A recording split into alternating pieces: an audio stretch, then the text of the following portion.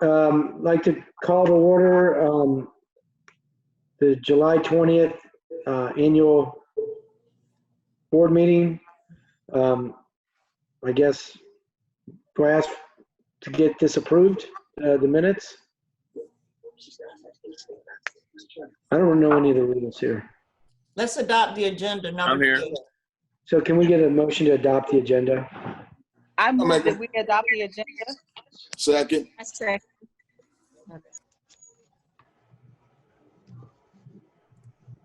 All right, all those in favor?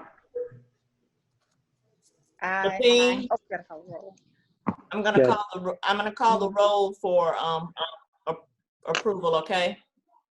Yes. Lapine, Yes. Lindsay, Yes. Cotton, Yes. Clark, Yes. Johnson, Yes. Venagopal. Yes. Motion approved. Now we'll go to number 3, Mr. Lapine. All right. Can we get, I'll request the board to approve the minutes from the June 15th, 2020 special called board meeting. I make a motion to approve the minutes from January 15th special call board meeting. I second. I second. All right. Cornelia, Lapine, yes. Lindsay, Yes. Coach V, Yes. Cotton, Yes. Clark, Yes. Johnson. Yes. Minutes approved unanimously. All right, so the next thing is we get Brandy to come on and do her financial report. Good afternoon, everybody. Can you hear me? Okay. Can hear you. Okay, great. I'm going to share my screen. Yes.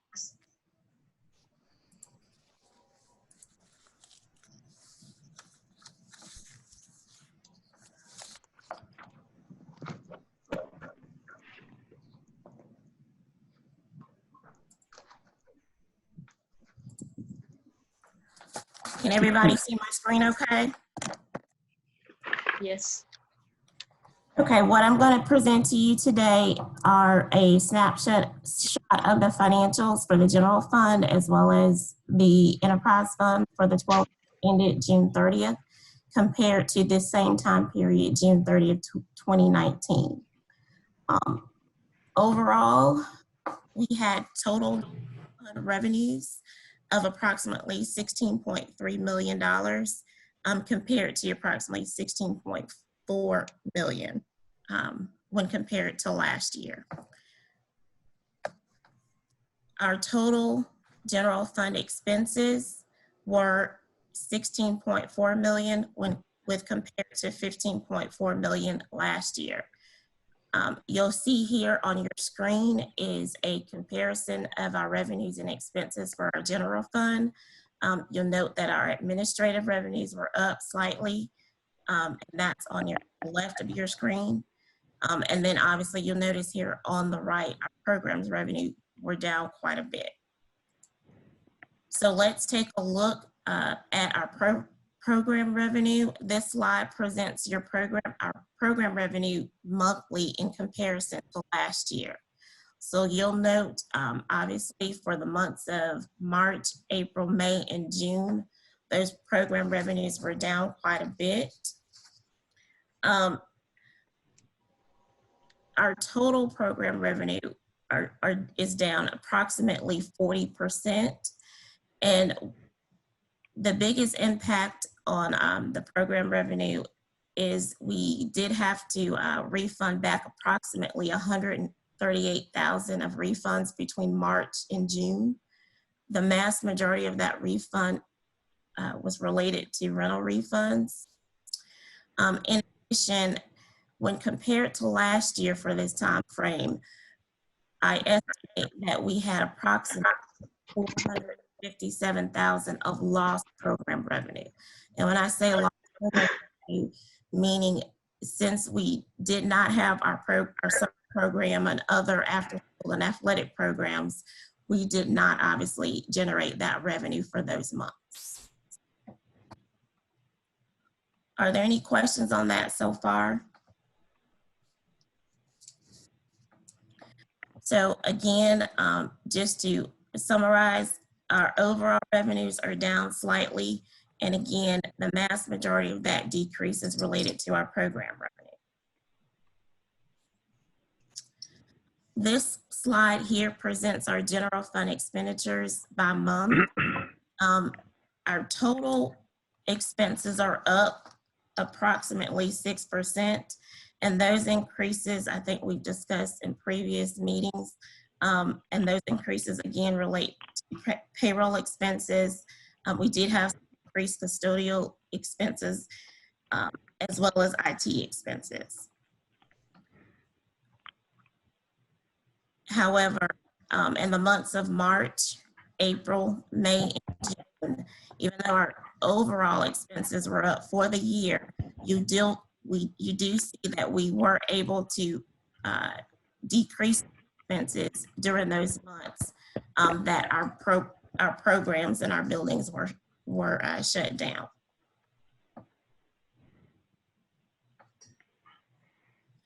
Any questions on anything that I've discussed so far?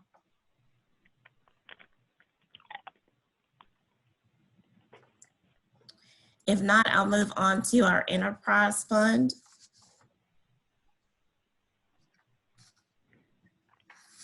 What you have again on the screen is a comparison of our enterprise fund revenues and expenses for the 12 months ended June 30th.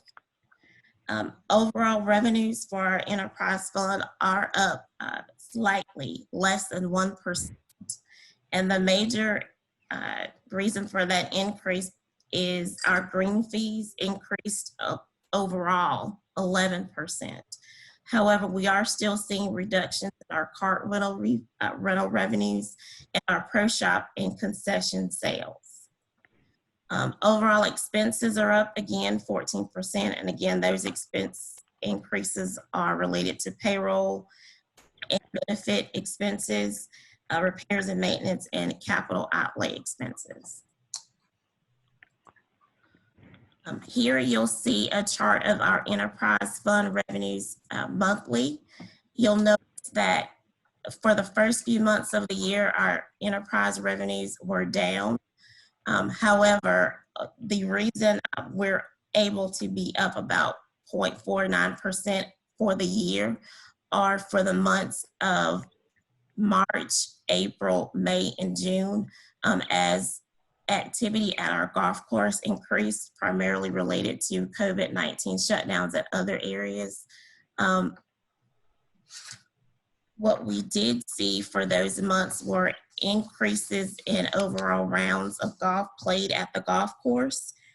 For the months of July through about February, we were averaging about 14 rounds of golf played per month. But for the months of March through June, we did see an average about 2,825 holes of golf played for those months, with May being the most at 3,254. So again, because of that increased activity, although our revenues were down for most of the year, we were able to make up some ground, at least through green fees expense revenues for the months of March through June. And then this last slide here shows our enterprise fund expenditures by month through the year. Again, our overall expenditures are up about 14%. And again, that's primarily related to payroll and benefits. We did have some repairs and maintenance expenses and capital outlay expenses. Are there any questions so far on anything that I've gone over today?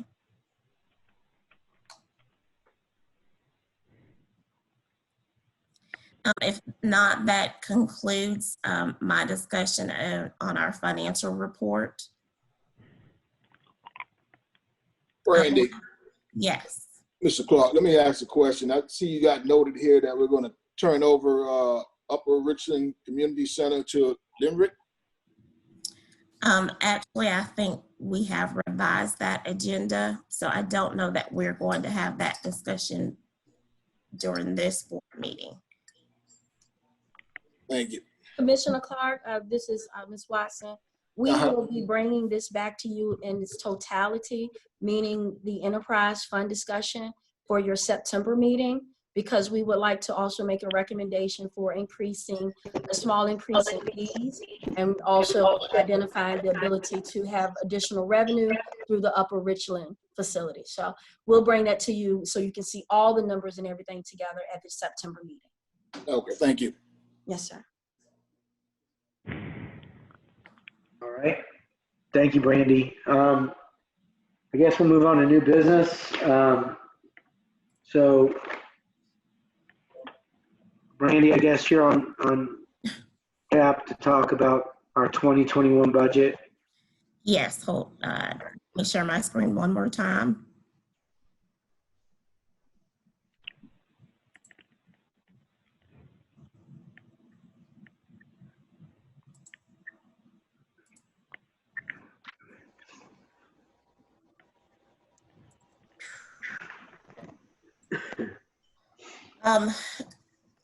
Last month, we did have a discussion about our 2021 budget as it relates to the request by Richland County to reduce our pre-tax revenue request. So that has actually been approved. Originally, we did request approximately 16.4 million in property tax revenues with our original budget. Again, we were asked to reduce that request by 10%. So that reduction resulted in a request of approximately $14.8 million in property tax revenue, which impacted our budget. So what we would like to do today is have you guys approve the budget for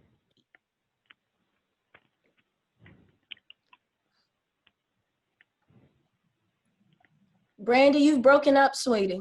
Yeah. my apologies. Can you hear me better now? I'm sorry. Yeah, you said you're going to have us, and then we lost you. Okay, my apologies. I'm at home and there is a storm going on, so my apologies. Can you hear me better now? You're echoing. Say again. Okay, you're good now. Okay, great.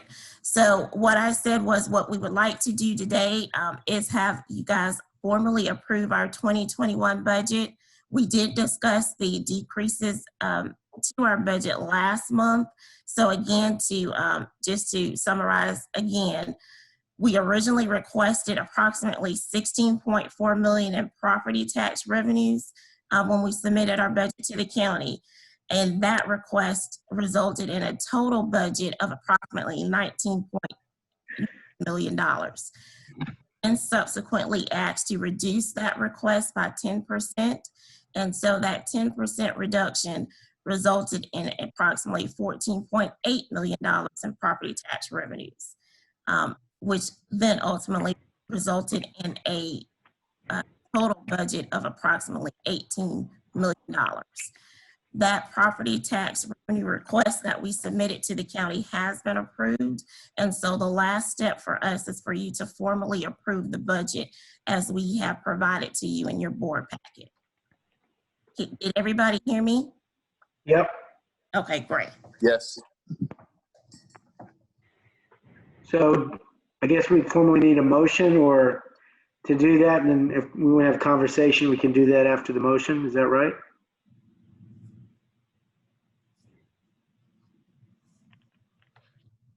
Yes, sir. You're going to have to approve the budget. That's correct. Make a motion. Yes, sir. So somebody needs to make a motion. It's Lisa. I make a motion to approve the budget for fiscal year 2020, 2021. I second that motion. All right. All those in favor, I guess Cornelia can call it out.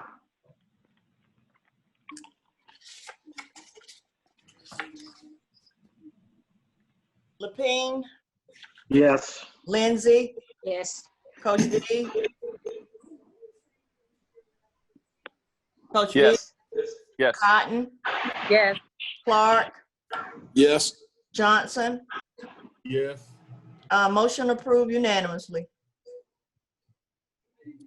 Okay, that's all I have today. I will stop sharing my screen.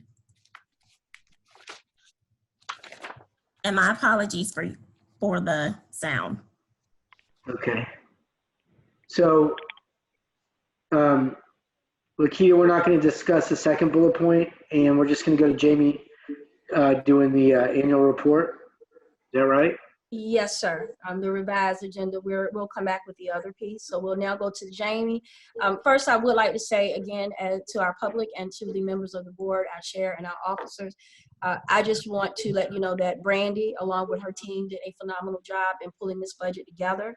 She did a lot of hard work in the midst of some uncertain times and coordinating and making sure that she put the best product forward for me to bring to you. So Brandy, on behalf of myself and Tamika and the remainder of the executive team, thank you for the hard work that you put in to get us a balanced budget with Richland County.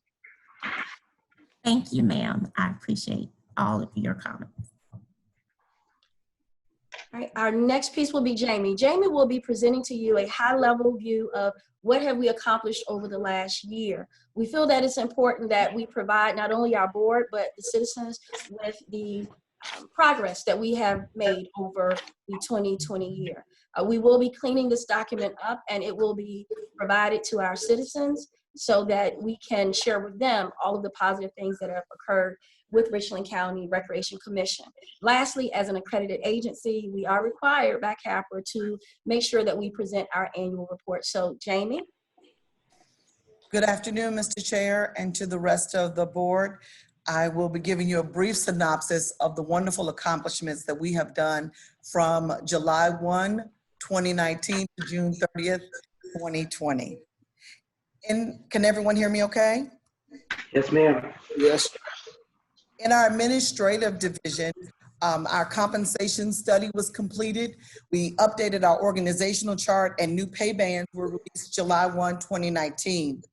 Also, our HR department streamlined the onboarding process for our new employees and developed a successful orientation outlay to bring together new employees to RCRC and to have documented training. We've also established agency commitment for hiring, recruiting, and retention of individuals. And as a part of that process, we are advertising on different sites such as Indeed and LinkedIn so that we could also recruit recreational professionals vision at RCRC. Our deputy director has been leading a policy review team and reaccreditation team that is in preparation for our accreditation, which is coming up in 2021, hopefully amid COVID-19. And so they have been working through policies and procedures and checking to make sure that we have the documentation needed forward in our reaccreditation process. We're also we have been developing our capital improvement plan. And also one of our great feats for our finance department and HR is that we've implemented an electronic timekeeping system for better accuracy and to streamline the payroll process. Our information technology department has also been moved to the executive division. And as a part of that department, we were able to purchase new computers for the technology centers, and we're also investing in our network structure. We think it's so important now, especially amid COVID-19, that we do have new computers that when our children go back to school, and if some choose to homeschool, then they will be able to use our technology centers. As well, we've upgraded our internet service, so we have Wi-Fi and high-speed internet. At most of our sites, we are waiting on one railroad permit at the Perrin Thomas location. We created a new copier lease, which has saved us some money as well as money in supplies. For our property management division, we completed the press box at Polo Road Park, but unfortunately, we were not able to hold a grand opening yet due to COVID-19. We have remodeled Trenham Park, and we've acquired one new property. We're continuing streamlining our work order processing, which we have an automated system now, so it's no more paper documentation, but everything is electronic, and we're able to get the work order request out to our repairmen via notifications on their iPads and cell phones. And so we're really happy about that process. And the IT department is a part of that as well. So we're streamlining the man hours that it takes to not only receive it, but to get the repairs done and to get the necessary customer service, not only to our external customers, but to our internal customers, which is our staff. We've had the HVAC systems replaced at the Park Lane AAC in Trenton Park, which I'm going to show you those in a moment, and also a roof replacement at the AAC and the James Clyde Technology Center. One of our greatest feats we've had also in property management has been the remodeling of the Trenton Park, and we're also grateful to our television stations who have highlighted that on their newscast. So here are a couple of pictures of our roof being replaced at the Clybourne Technology Center, as well as the Park Lane Adult Activity Center. And then here is a photo of our Trenton renovation and our grand opening. Our welcome space has been refreshed in the opening, and the kitchen, as well as the classroom. So we're looking forward to our citizens being able to get back and enjoy the space. In our recreation division, we're going to take a look at the Camp Sunshine, our aquatics, and our athletics. With last year in our Camp Sunshine attendance, we had 427 participants, approximately 53 participants averaged each week, as well as there was an evening program where there were approximately 62 participants throughout the entire year. There was also a Dream Day program for drop-in participants, and we had 408 to attend Camp Sunshine. Of course, now towards the end of this fiscal year, amid COVID-19, we are not having our Camp Sunshine. In aquatics for last year, you'll see our participation numbers here. We did have quite a few group reservations at the Trenton Pool, and you'll see that our summer camp participants were also a part of our attendance at our pools.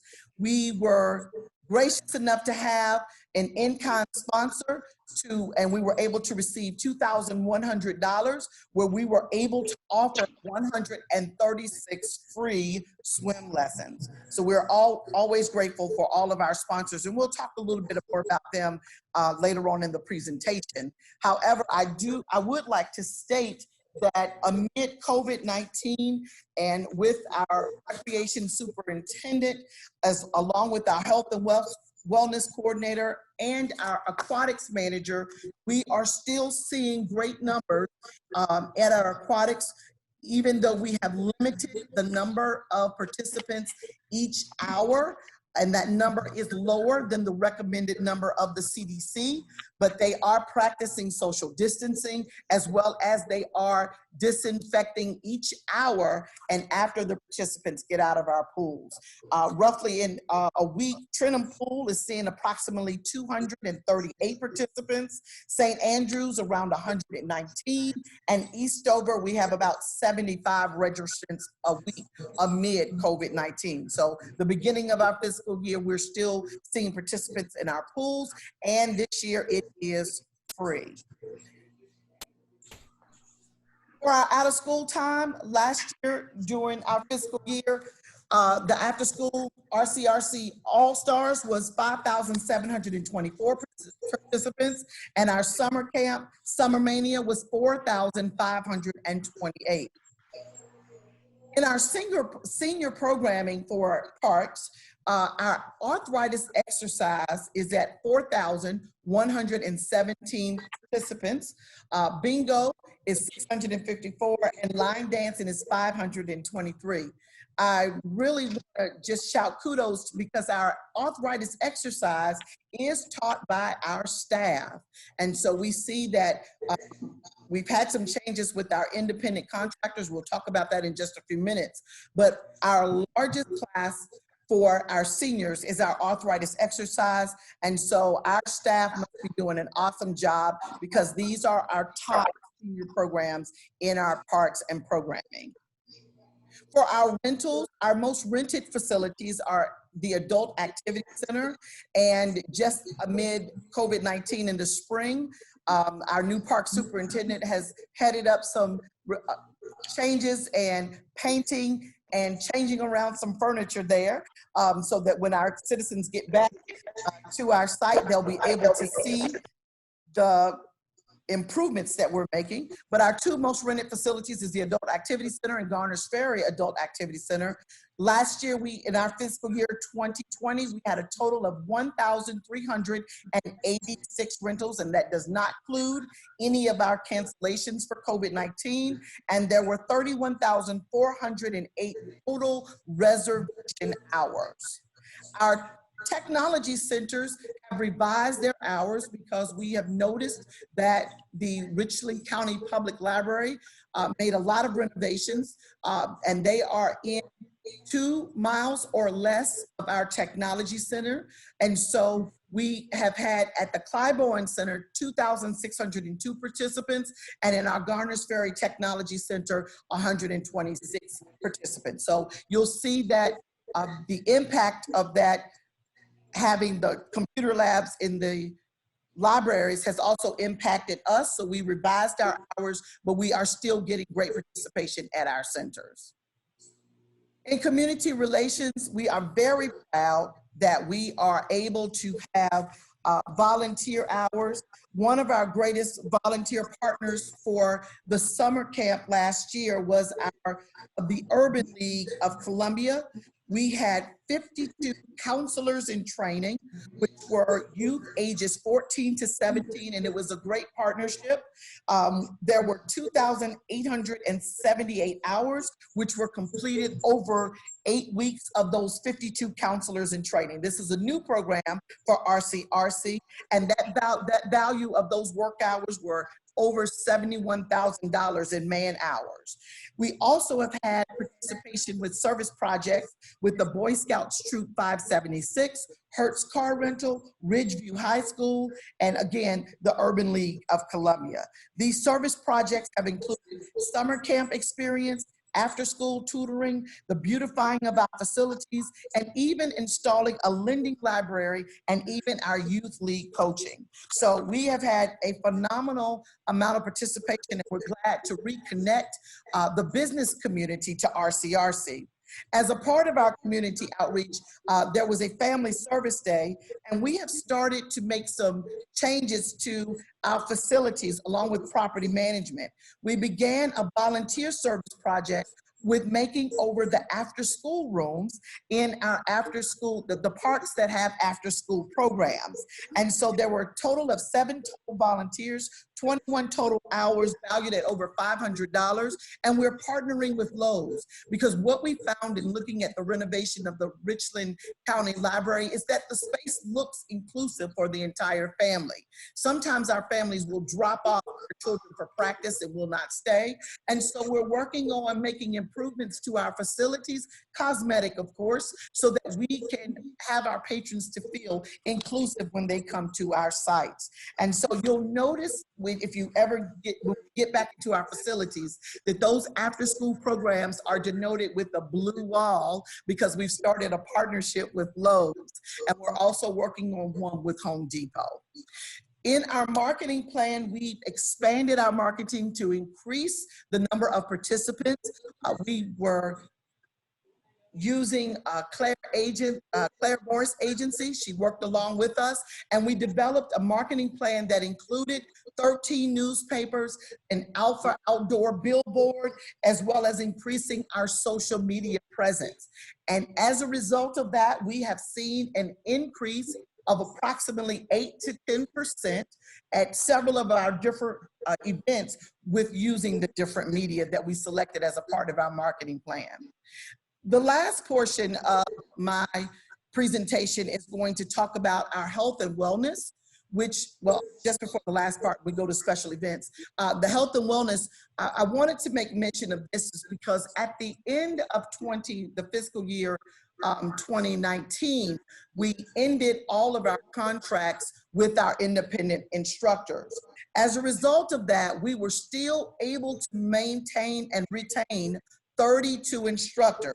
And with those instructors in our youth fitness classes, we have 334 participants throughout 2020 fiscal year. In our adult fitness classes, you'll see 942 participants during this fiscal year, and our active older adult fitness classes, 150 participants. Again, over 4,000 participants in fitness and arthritis exercise, again, are taught by our staff. But what we can say about the 32 current instructors is that they have business licenses, they have liability insurance, they have signed contracts, a background check clearance, updated W-9 forms, and they have completed applications and proposals. So that was a little difficult in the beginning, but it has definitely paid off for us as an agency. In last portion of my presentation are our special events. We've had the movies in the park at several of our sites, which has been very, very successful. Our Sweetheart Ball, which includes all of our active older adults, 55 and older. Previously, we were able to do this event with a grant. However, we included it in our budget for 2020, and we were still able to maintain 92% of the participation without that additional funding. Our Breakfast with Santa event is always great. We've moved the location to one of our facilities, so it is in its growing stages. And then this year we added the Lunch with Santa, where we actually invite daycares to our sites so that they can have lunch with Santa. As a result of these special events and other special events that we have throughout our agency, and I could not name all of them, but they will all be listed in our printed version, which we'll have online within the week for our annual report. But we'll go through all the different programs, including those special events that are held in recreation as well. But we are so thankful for all of our sponsorships that we are reconnecting with. We've had new sponsors to come aboard. International Paper, one of our main sponsors for our adaptive recreation is the Carolina Panthers. Aflac has been a great supporter, as well as Walmart, Lowe's, and Home Depot. We are also in the development stages with the ETV, as well as Home Depot, and we're looking Blue Choice and Healthy Blue and Office Depot. And so we're very excited about the connections and donations that we receive from all of our sponsors. Of course, Brandy has talked about Limerick Golf Course, but we just want to do just a couple of bullet points here, and this will end my presentation. But Limerick Golf Course has acquired a T-SNAP software to accurately track revenues. Their system provides various statistics of usage, sales, and weather, and there's more data to help them in the day-to-day operations, which is also with them being open amid COVID-19.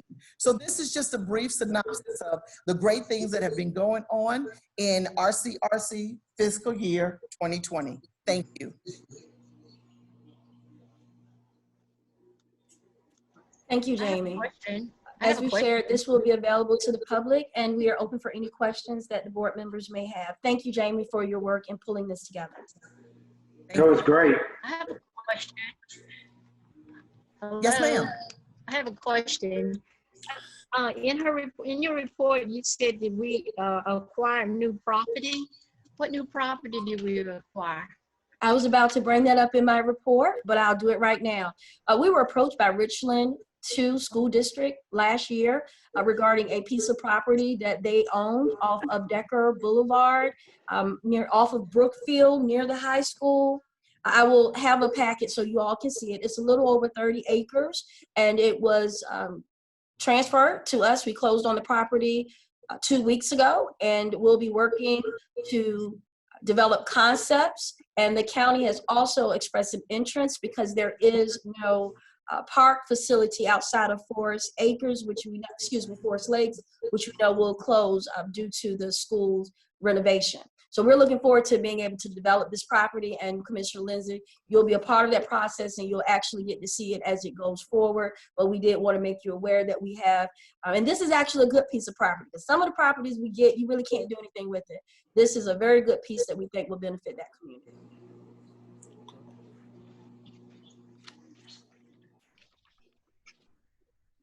No question, but I have a comment. Thank you, Jamie, for your energy and your enthusiasm in that presentation. I thought it was great. I often, during my time as chair, would tell Lakita how proud I was to be associated with the organization and of the staff and just the people, stakeholders who have an interest in what we do at RCRC. And that just kind of summarized all of it nicely. So thank you for putting that together. Thank you. Yeah, Jamie, great job. I mean, really good, especially with all these trying times. I think it's really nice report. So Thank you. I thought we could use some feel-good news today. Think that we all can use some feel-good news. So thank you, Chairman Lapine. I think it's my turn for my report, and my report is brief. All right, well, prior to your report, I just wanted to say that over the last couple of weeks, there's been a few issues, that I'm sure that you're going to talk about with COVID and usage of our facilities, and wanted to commend you and your staff, which I'm sure you're going to bring up, but it really was done very professionally. I think the organizations that we potentially had issues with, I think negatives were turned into positives. So with that said, I'll kind of let you go into your report. So thank you.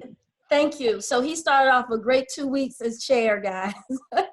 He started getting the calls because we know that we are in our phase 3, moving into phase 4, but we are slowing down because today we did receive, and I'm sure that you all know that we have our highest numbers yet in the state of South Carolina, a little over 2,200, if I'm not mistaken. And it's scary. I'll be very honest with you. So we're really trying to walk slowly as we move forward with our agency to ensure that we are safe and that our employees are safe and that we're following the guidelines of the CDC and DHEC. I do apologize first and foremost. Mr. Lapine would like for you all to get a bullet report prior to the meeting on COVID. So I'll make sure that you receive this report in writing. We need to clean up a couple of things with some of the issues that we had last week. So you will receive this because it's important for me that you have this so that when you're being confronted by citizens or questions are being asked about why we're doing what we're doing, the way we're doing it, at least you can have the data and information, and even if you need to get clarification from me. So I will be emailing this to you immediately following this call. I will share with you that we are very thankful for the positive press that we have received. We are currently have open spaces and trails for our citizens because that activity is at low risk. We have the Grab and Go summer feeding program that is at, I think, 11 sites, but we are looking to cut back some of the sites because the number of schools that are preparing and serving lunches, there's no need to be, we want to save and maximize resources. So we're working to ensure that we are properly distributing our meals to communities that need them. And we do have some small virtual online classes that we are currently involved in. As Chair Lapine indicated, I got a little sticky last week with dealing with some of our baseball associations, just because we all want to get outside and play.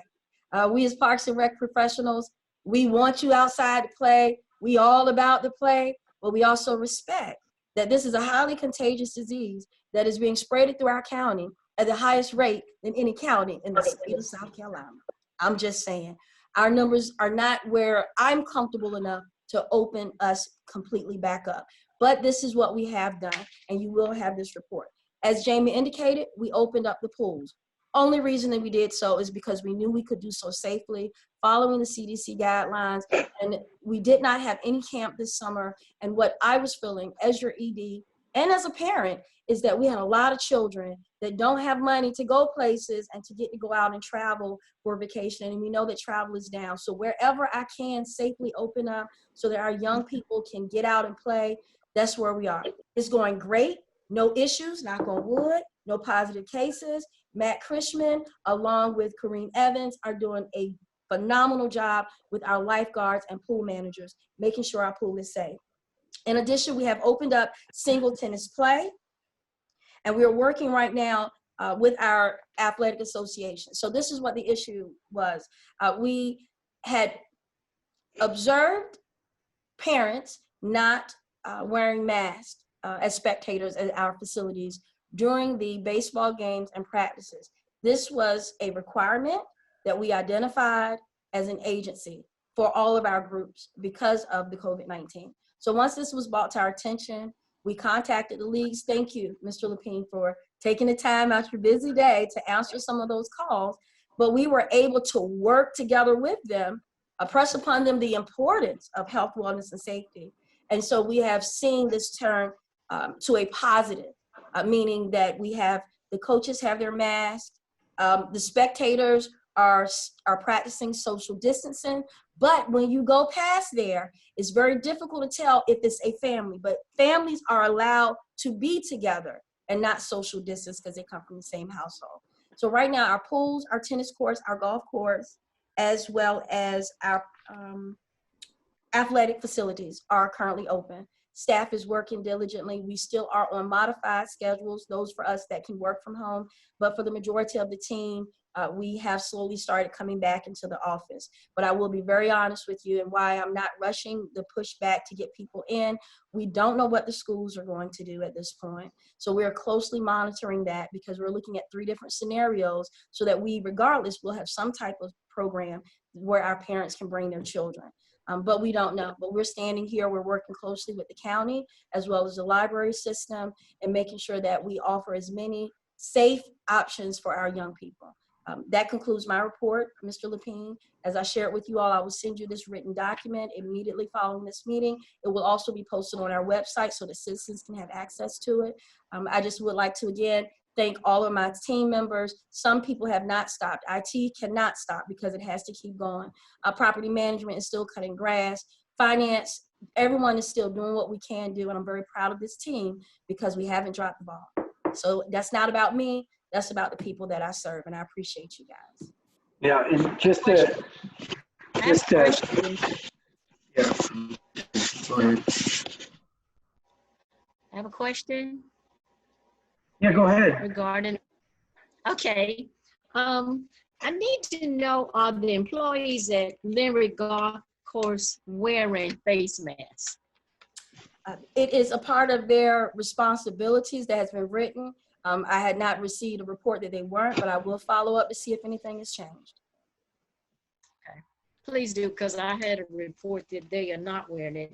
They say they have some kind of shield in front of them between the patrons and the employees, but the employees do not have on face masks. So And I will just follow share, up on that. where there's a shield, there won't be a Thank you. mask. I will share, where there's a shield, there won't be a mask. It's like when we go into the grocery stores, like that shield is that protector. So we don't force the employees to wear the mask if we have all the shields up. Well, in Walmart, they have a shield and a mask. If you go to the Walmart stores and most grocery stores, well, all the grocery stores I've gone to, they have a shield and a mask. We will definitely follow up. They don't have to wear a mask. Just at least let the patrons know that, so they won't be telling me that the employees don't have masks on. Sure, we will definitely follow up. Definitely. And I think Donzetta crew that it's, the bullet point email, I got blindsided because I kind of wasn't 100% sure what we were following, what we weren't. But essentially, they're the RCRC rules that Lakita's taking all the different organizations, CDC, or Richland County, the state, whatever, and has formed a policy that we're using.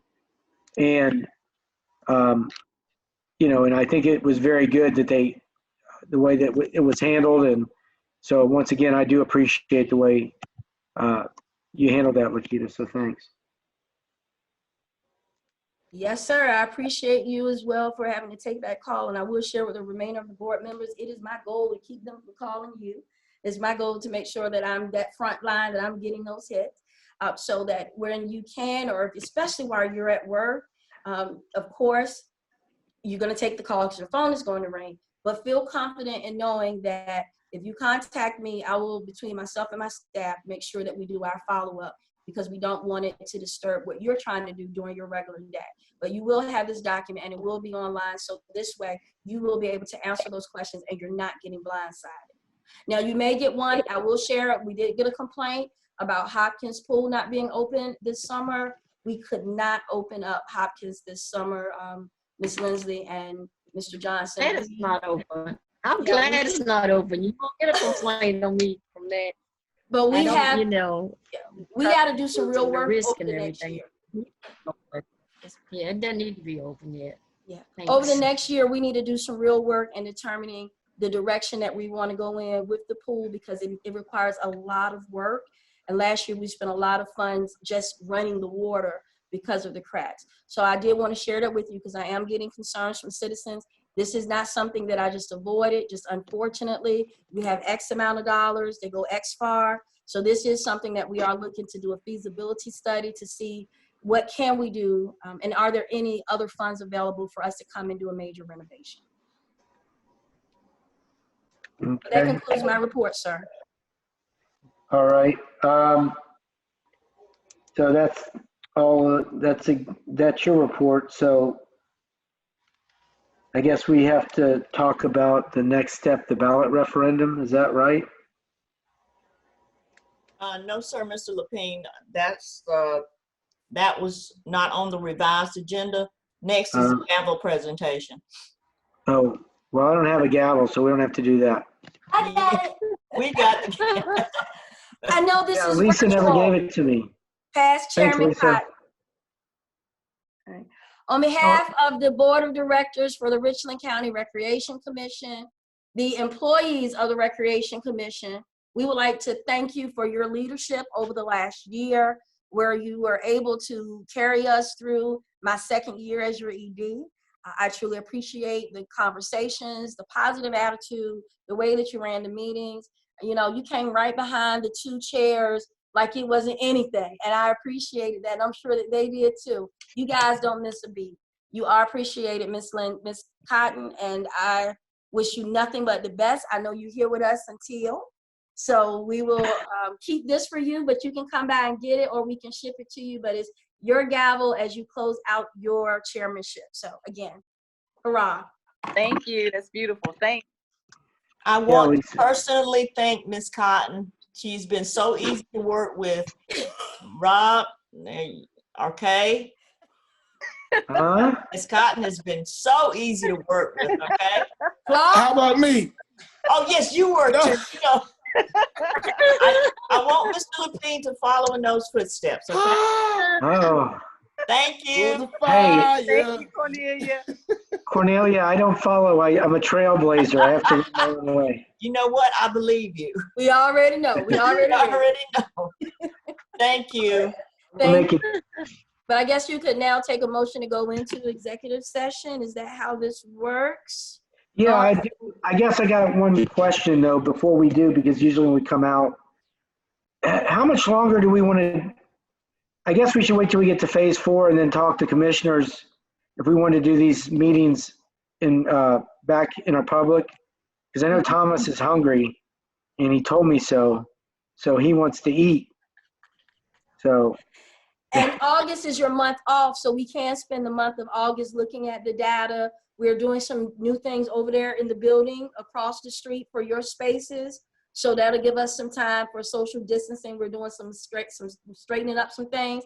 And I'll have Jamie even look at it. If we still have to maintain the 6 feet, we can send that to you, Rob, to break down what that looks like and what that new room looks like if we have to maintain 6 feet. What would that minimum and maximum capacity be? So we can do that if you would like over this month.